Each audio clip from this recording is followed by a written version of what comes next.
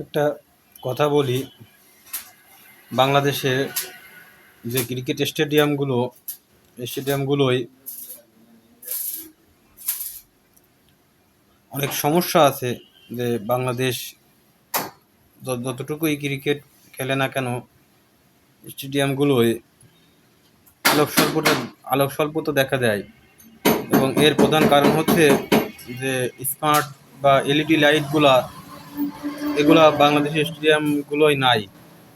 রয়েছে মেটাল হেলাইট জাতীয় পুরাতন, যেটা 30 বছর আগে বিশ্বের বিভিন্ন দেশের স্টেডিয়ামে ব্যবহার করা হতো ওই ধরনের মেটাল হেলাইট লাইট। কিন্তু একমাত্র বঙ্গবন্ধু জাতীয় স্টেডিয়াম, যেটি ফুটবল স্টেডিয়াম, ওখানে ছাড়া আর বেসরকারি উদ্যোগে বা ব্যক্তি মালিকানাধীনভাবে নির্মিত বসুন্ধরা ক্রীড়া কমপ্লেক্স ব্যতীত আর কোথাও বাংলাদেশে এই মেটাল হেলাইট লাইটগুলো ব্যবহার করা হয় না। ওই মেটাল হেলাইট লাইট বাদে আপনার ওই আপনার এলইডি লাইটগুলো ব্যবহার করা হয় না। শুধু এই বঙ্গবন্ধু জাতীয় স্টেডিয়াম এবং বসুন্ধরা ক্রীড়া কমপ্লেক্সেই এই যে লাইটগুলা, আপনার এলইডি লাইটগুলা এগুলো ব্যবহার করা হয়। আর বাদ বাকি স্টেডিয়ামগুলোতে, বাংলাদেশে যত স্টেডিয়াম আছে এবং যত টাওয়ার আছে বা স্টেডিয়ামের খেলার ব্যবস্থা আছে, আপনার আলোর দিবারাত্রি খেলার জন্য, রাত্রে খেলার জন্য ব্যবস্থা আছে, সেগুলোতে মেটাল হেলাইট লাইট ব্যবহার করা হয়। কিন্তু কেন শ্রীলঙ্কার মতো দেশে, যেখানে উন্নত মানের এলইডি লাইট ব্যবহার করা হয় এবং যেটি আপনার সোলারেও কাজ করে বা সোলারেও জ্বলে, আবার মূল ইলেকট্রিকভাবেও জ্বলে, এত উন্নত লাইট ব্যবহার করা হয়, আমাদের দেশে কেন হচ্ছে না? এবং এছাড়াও আরও কিছু সমস্যা আছে, যে বাংলাদেশের স্টেডিয়ামগুলোই সাউন্ডই নাই, কোনো রকম কোনো সাউন্ডই নাই। শুধুমাত্র বঙ্গবন্ধু স্টেডিয়াম ব্যতীত বাদ বাকি, আমরা বলি মিরপুর স্টেডিয়াম অনেক উন্নত, আমি তো বলি মিরপুর স্টেডিয়াম খুবই অনুন্নত একটি স্টেডিয়াম বললে ভুল হবে না। এখানে কেন পুরো গ্যালারিতে ছাদ নাই? আমরা কি টাকা দিয়ে টিকিট কেটে খেলা দেখি না? এই যে আমরা বলতাম আগে 700 কোটি টাকার স্টেডিয়াম, তো 700 কোটি টাকা ব্যাংকে জমা রেখে কি লাভ, যদি এটার সুষ্ঠু ব্যবহার না হয়?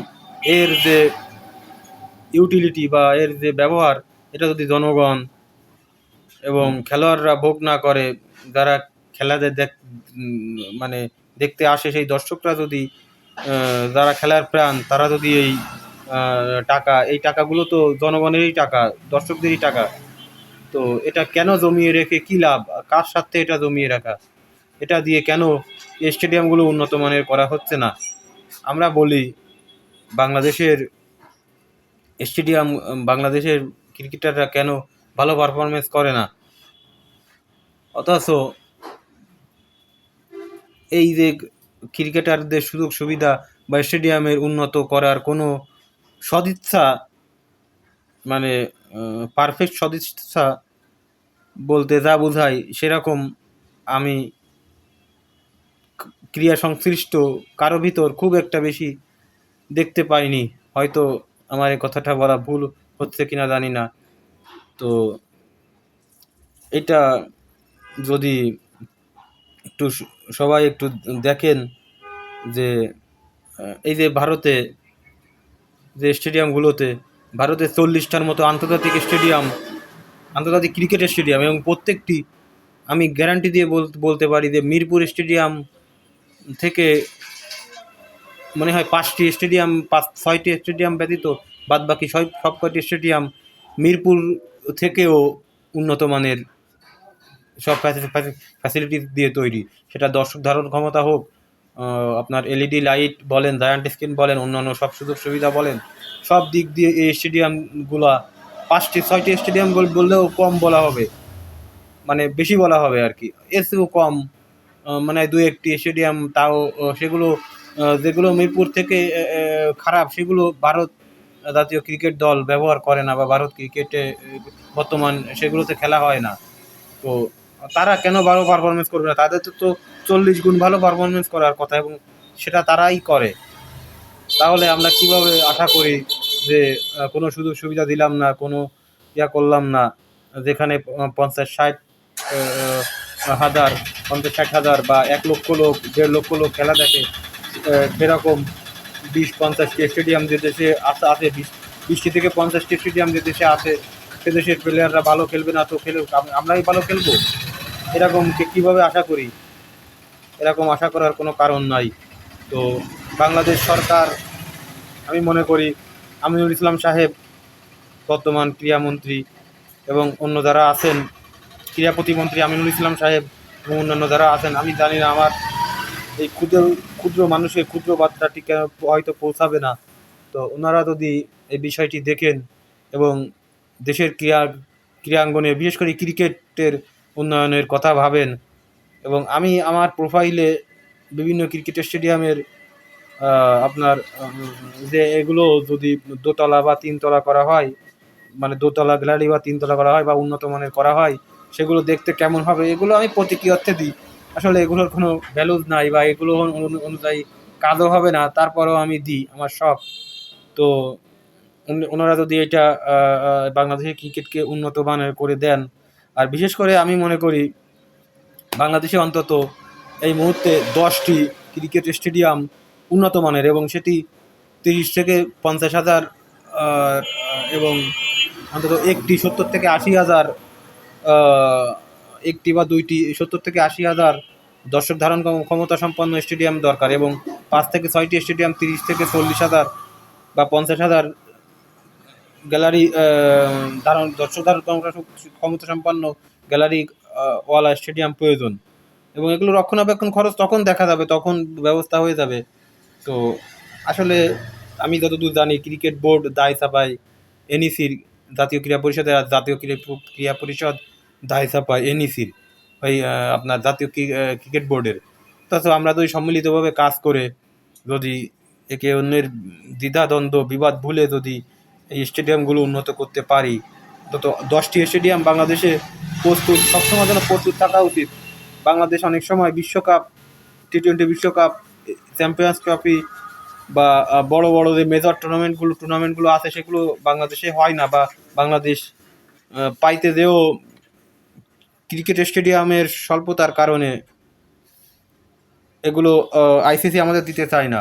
তো আমাদের এগুলো আসলে পাওয়া উচিত ছিল, এবং পাওয়ার অন্যতম পূর্ব শর্ত এই স্টেডিয়ামগুলো যাতে আপনার উন্নত মানের করা হয়, এবং এগুলো উন্নত মানের করলে আমরা অবশ্যই এগুলো আমরা ব্যবহার করতে পারবো।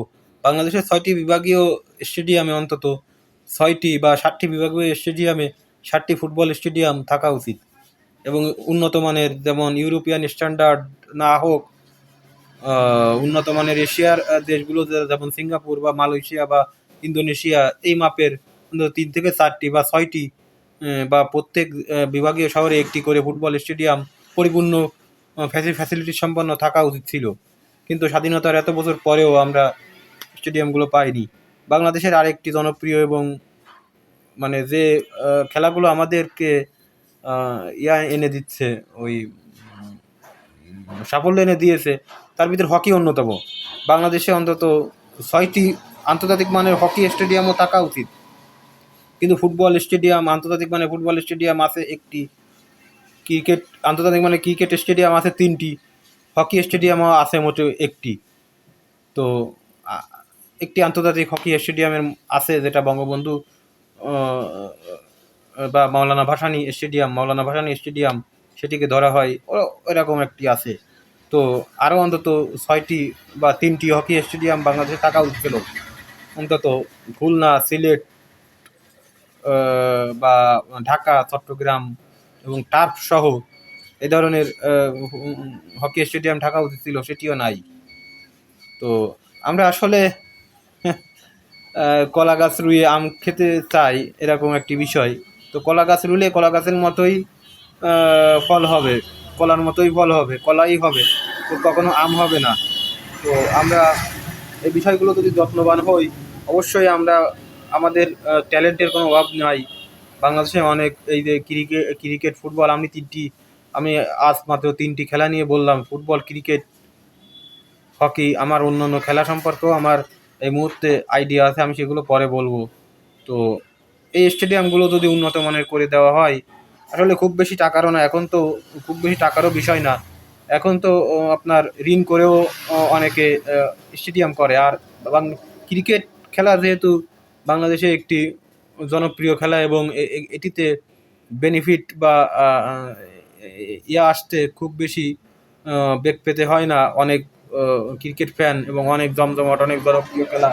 তো আসলে এই টাকাগুলো রিটার্ন আসতেও খুব বেশি অসুবিধা হওয়ার কথা না।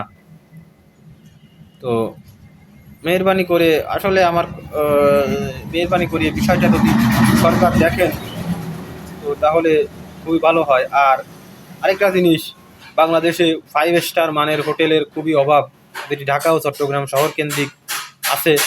চট্টগ্রামও একটু কম আছে। তবে আমি মনে করি যে কক্সবাজারে যদি আন্তর্জাতিক মানের ক্রিকেট স্টেডিয়াম করা হয়, তাহলে ওইখানে কিন্তু 5 স্টার মানের হোটেলের অভাব নাই। সিলেটেও কয়েকটি 5 স্টার মানের হোটেল আছে। তো এগুলো একটু পরিকল্পনা করে দেখে দেখে যদি করা হয়, চট্টগ্রামে একটি আন্তর্জাতিক মানের ফুটবল স্টেডিয়াম বা আন্তর্জাতিক মানের হকি স্টেডিয়াম, টার্ফ সহ, সিনথেটিক যে টার্ফ বলি আমরা, সেটি সহ যদি একটি স্টেডিয়াম করা হয়, ওইখানে কিন্তু 5 স্টার মানের হোটেল রয়েছে, অনেক হোটেল রয়েছে কক্সবাজারে, যেটি চট্টগ্রাম বা সিলেটেও অতগুলো হোটেল নাই। তো এবং খুলনায় 5 স্টার মানের হোটেল তৈরি হয়েছে। খুলনায় যে আন্তর্জাতিক বিমানবন্দর, বাগেরহাট খান বিমানবন্দর, এটি নির্মাণ করা সময়ের দাবি। এটিরও কাজ চলতেছে, আমি ব্লগ করেছি। এটিও আস্তে আস্তে হয়তো আরেকটু কাজে জোর দিলে, সরকারের সদিচ্ছা থাকলে, মূলত সরকারের যদি সদিচ্ছা থাকে, এই যে খানজালাল বিমানবন্দর, এটিও নির্মিত হয়ে যাবে। তো তখন কিন্তু খুলনা, বাগেরহাট বা খুলনায় যে খেলা নিয়ে যে অসুবিধাটা, এটা খুব বেশি বুঝ পেতে হবে না। আর 5 স্টার মানের হোটেল আমি মনে করি যে অন্তত ক্রিকেট বোর্ড বা যে ক্রীড়া সংশ্লিষ্ট যে বিষয়, যে দপ্তরগুলো আছেন বা ক্রীড়া মন্ত্রণালয় আছে, এনারা যদি প্রত্যেক স্টেডিয়ামের পাশে বা প্রত্যেক স্টেডিয়াম, আন্তর্জাতিক স্টেডিয়াম যেখানে আছে সেই শহরগুলোতে নিজস্ব খরচে যদি আপনার 5 স্টার মানের হোটেল তৈরি করে দেন, যে খেলার সিজনে এই স্টেডিয়াম, এই হোটেলগুলো ফাঁকা করে দিতে হবে এবং সারা বছর পর্যটকরা এখানে এসে সময় কাটাবে, বা তখন কিন্তু ইনকামও হলো এবং ক্রিকেটাররা তখন খেলার সিজন আসবে এবং আন্তর্জাতিক মানের স্ট্যান্ডার্ডে তৈরি করে 5 স্টার মানের হোটেল, তো তখন বিদেশি খেলোয়াড়রা বা দেশি খেলোয়াড়রাও ওখানে এসে থাকতে পারবে এবং খেলতে পারবে এবং এটি কিন্তু অর্থনৈতিকভাবেও বিসিবি লাভবান হতে পারবে। তো আমার দোকানের পাশে একটি ওয়ার্কশপ রয়েছে, যেটি শব্দ হচ্ছে, হয়তো আপনাদের শুনতে অসুবিধা হতে পারে, কিন্তু কিছু করার নাই। তো আমার এই প্রস্তাবগুলা যদি একটু বিবেচনা করে দেখেন এবং তাইলে আমি কৃতার্থ হব। ধন্যবাদ।